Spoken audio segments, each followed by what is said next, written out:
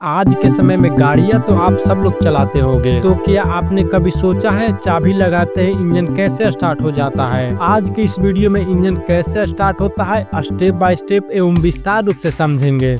इस टाइप के इंजन को स्टार्ट करने के लिए पहले इसे घुमाना पड़ता है। इंजन को घुमाने के लिए फ्लाईव्हील पर गियर लगे होते हैं और इसी गियर से एक छोटा गियर कनेक्टेड होता है जिसे हम पिनियन गियर कहते हैं। ये पिनियन गियर स्टार्टर मोटर से जुड़ा होता है। स्टार्टर मोटर में करंट देने के लिए एक 12 वोल्ट की डीसी बैटरी का इस्तेमाल किया जाता है। इसके पॉजिटिव टर्मिनल में एक इग्निशन स्विच लगा होता है।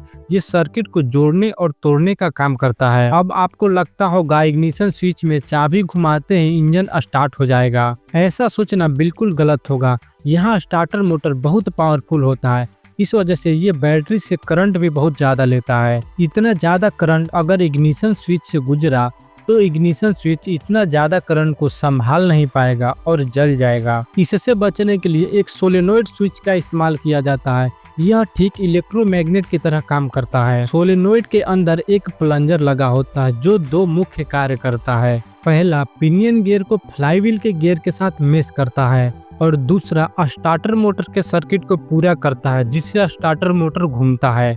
यही घूमता हुआ मोटर फ्लाईव्हील को घुमाता है और फ्लाईव्हील के साथ इंजन भी। आइए समझते हैं ये प्रोसेस आखिर कैसे होता है।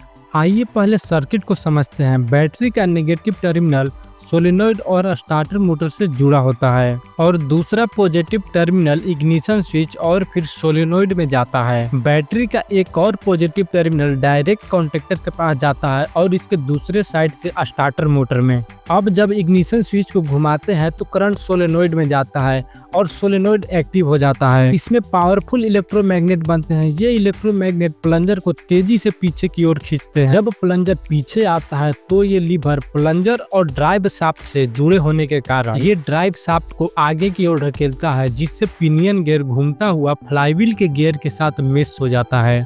उसी समय कॉन्टेक्टर भी दोनों टर्मिनल से कनेक्ट हो जाता है और करंट स्टार्टर मोटर में जाना शुरू हो जाता है जिसके वजह से स्टार्टर मोटर हाई टॉर्क के साथ घूमना शुरू करता है और ये फ्लाईव्हील को तेजी से घुमाता है। यहाँ फ्लाईव्हील के तुलना में पिनियन गियर काफी छोटा होता है जिस वजह से इसमें गियर की संख्या भी कम होती है, जिस वजह से यहाँ टॉर्क और मल्टीप्लाई हो जाता है। टॉर्क को और बढ़ाने के लिए प्लेनेटरी गियर सेट का इस्तेमाल किया जाता है। यहाँ सन गियर इनपुट होता है, रिंग गियर स्थिर होता है और कैरियर आउटपुट होता है। ये प्लेनेटरी गियर टॉर्क को कई गुना बढ़ा देते हैं। अब पिनियन गियर इंजन को पूरी शक्ति से घुमाता है और इंजन स्टार्ट हो जाता है। इंजन को स्टार्ट होते ही इग्निशन स्विच को ऑफ कर देना चाहिए, नहीं तो स्टार्टर मोटर खराब हो सकते हैं।